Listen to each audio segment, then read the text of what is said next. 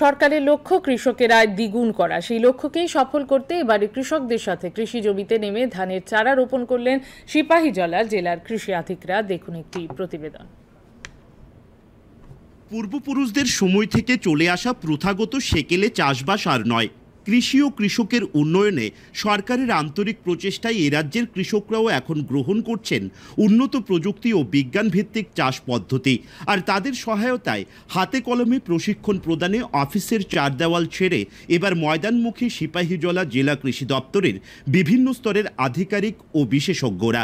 রাষ্ট্রীয় কৃষি বিকাশ যোজনায় বিশ্রামগঞ্জ এগ্রি সেক্টরের অধীন পদ্মনগর এডিসি ভিলেজের কৃষকদের তারা শেখালেন কিভাবে কতটা দূরত্ব বজায় রেখে সারিবদ্ধভাবে উন্নত প্রজাতির ধানের চারা রোপণ করতে হয়। ধান খেতে নেমে কৃষকদের সঙ্গে এক সারিতে দাঁড়িয়ে এই চারা রোপণ করলেন দপ্তরের আধিকারিক ও বিশেষজ্ঞরা। তো এখানে আমরা চাইছি যে কৃষকরা যে আমন খন্দে ধান লাগান, ওনারা সাধারণত লাইন যেভাবে মেনটেন করেন তার জন্য ওনারা একটা করে রোপণ করা চারা অথবা ড্রেন মেনটেন করা, যাতে ফলন হাইব্রিডের ফলন আরও ভালো হয়। এটাই আমরা চাই দপ্তরের তরফ থেকে আমরা যাতে কৃষকদেরকে একটু শিখিয়ে দিতে পারি যে ওনারা কিভাবে করছেন, বা ওনাদের আরেকটু যদি উন্নত মানের আমরা পদ্ধতিটা শিখিয়ে দিতে পারি, এটাই হলো আমাদের উদ্দেশ্য। দপ্তরের জেলা আধিকারিক Bimal Das, block technology manager Sangita Das, sector officer Somili সরকাররা ফসলের উৎপাদন বৃদ্ধির নানান বিষয় নিয়ে খোলামেলা আলোচনা করেন এলাকার কৃষকদের সঙ্গে। এতে কৃষকরা উপকৃত হবেন বলেই মনে করছেন।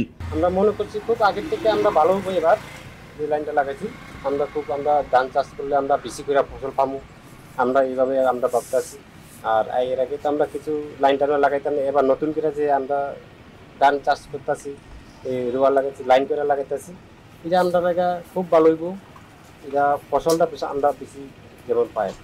এই এলাকার কৃষকরাও যেন বিজ্ঞান ভিত্তিক চাষবাসে উৎসাহিত হয়, তাই একেবারে কৃষি দপ্তরের যারা আধিকারিক রয়েছেন তারাও আজ ধানের চারা রোপণ করেছেন কৃষকদের সঙ্গে। সিপাহীজলা জেলার পদ্মনগর থেকে আমি অভিজিৎ বর্ধন, দূরদর্শন সংবাদ, ত্রিপুরা।